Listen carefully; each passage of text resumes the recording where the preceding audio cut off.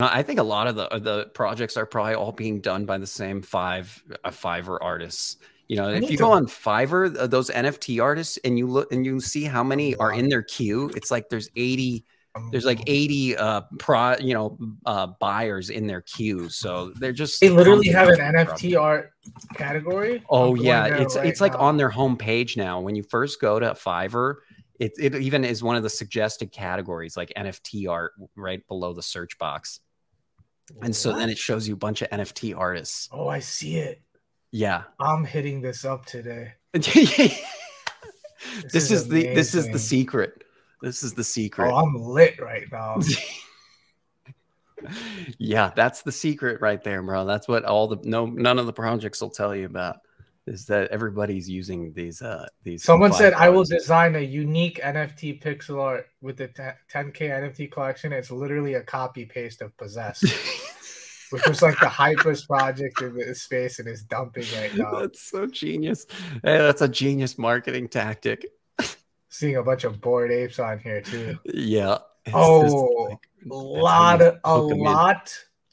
Either these guys are just copying, or a lot of projects just got exposed for using these exact same artists, which I I feel mean, like is the second one.